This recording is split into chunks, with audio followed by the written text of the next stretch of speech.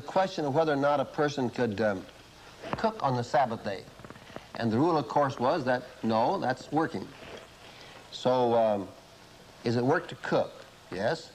Can you build a real hot fire at sundown, just before sundown on Friday, and on this brick-type stove, which would hold a great deal of heat, you can get this real hot, and put your stew on top of the stove and leave it hot overnight until morning? No, that's work, because it's on the stove. What if you go on the wall and build a bracket and put a shelf out over the stove so it does not touch the stove, about, say, an inch above it? That is not work, because you've stored the food on a shelf. Obviously, food on a shelf is not being cooked. So you get your pot real hot, you put it on this shelf 1 inch above the stove, get the stove real hot, and that is not work. You can have warm soup on the Sabbath morning. The question arose when it says that your ox, your ass, your male servant, your female servant, your camel shall not work on the Sabbath day. Well, how about your hens? They aren't very good at keeping the track of which day it is, and they go ahead and lay eggs on the Sabbath day. And this sinful creature has left this egg. Now the question is, can you then eat an egg which has been laid in sin? And there was a division between the various people as to whether or not an egg eaten laid on the Sabbath day was edible. And it's this type of mentality that Jesus is dealing with. And they have faced him before, and he said, what if a man was sick? Is it lawful to heal him on the Sabbath day? And they wouldn't answer him. And so he took the man and healed him.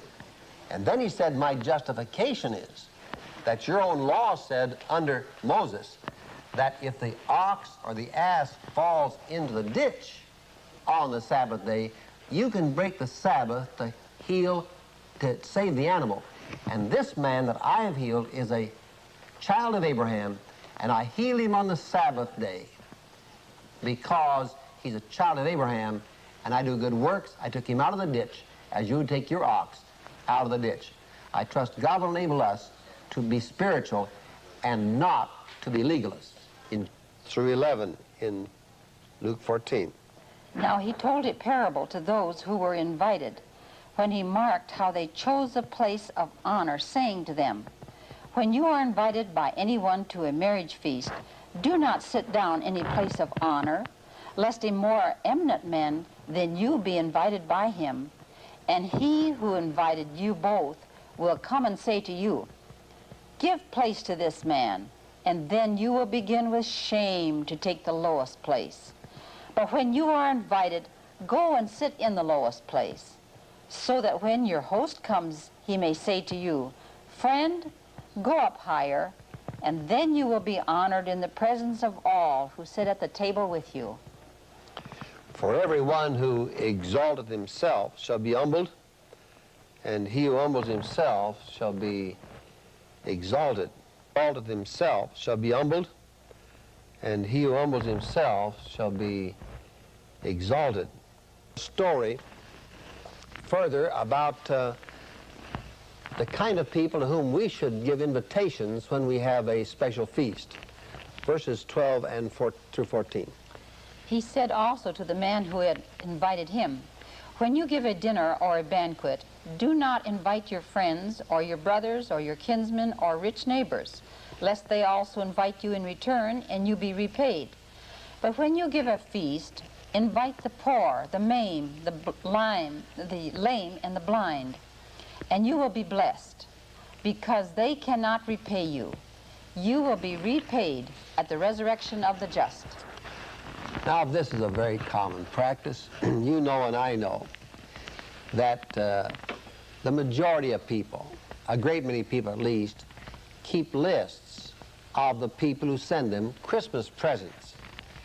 And about the 1st of December the next year, people get out this list and they check off, what did Aunt Susie send us last year? What did Cousin Jim send me last year? What did Uncle so-and-so give me last year? And we tend actually to exchange gifts at the same level of value that we receive from those around us. If you will read a major book on etiquette, you will learn that if you are invited to a person's house, that you should go home and write that name and address down. And the time should come before too much time elapses that you should return the courtesy and invite that person back to your house. And folks who are given to a lot of hospitality are very careful not to overlook somebody, lest they will be offended and be left off the list.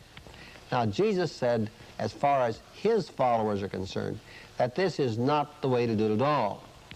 He said, it really is not hospitality if you only invite the people who a few months later are going to invite you back.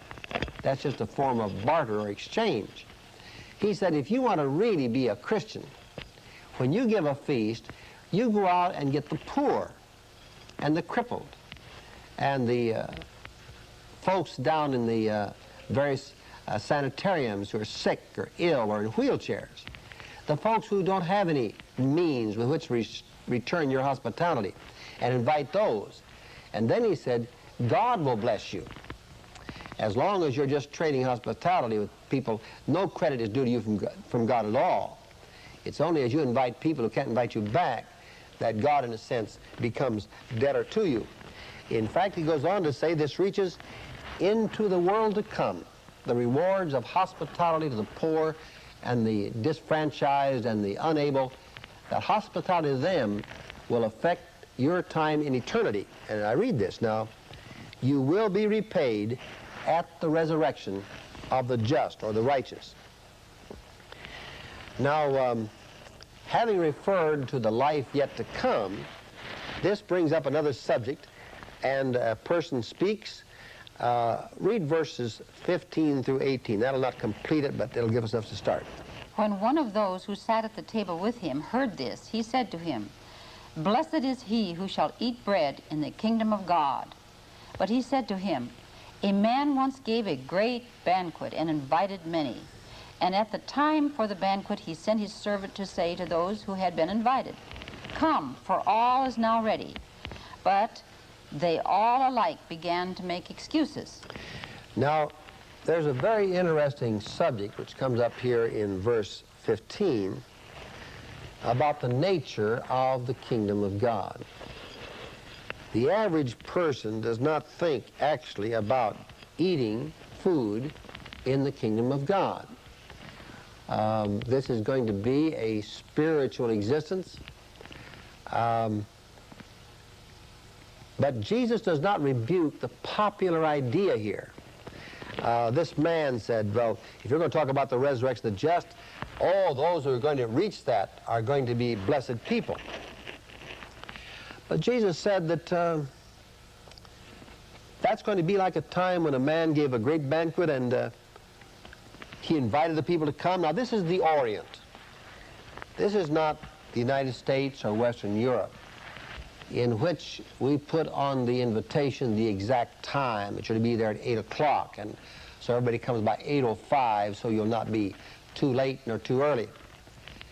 But this is the Orient, and you don't go by the clock. The feasts run 2 or 3 days. Whether you get there 2 or 3 hours early or late doesn't make any difference. They're going to eat that day and the next day and the next day, and it's going to take some time. And so that people will be able to come, there's a preliminary invitation given. And the man says, now I'm planning to give a feast next week. You get ready for it and get your affairs in order so that you haven't gone on a journey. And when the time comes for the feast to begin, I'll send my servants over to get you.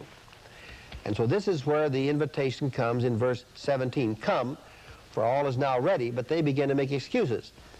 Now let's look at these excuses which the people have made. Verse 18 down through verse 20. The first said to him, I have bought a field, and I must go out and see it. I pray you, have me excused. And another said, I have bought 5 yoke of oxen, and I go to examine them. And another said, I have married a wife, and therefore I cannot come. Now these are 3 flimsy excuses.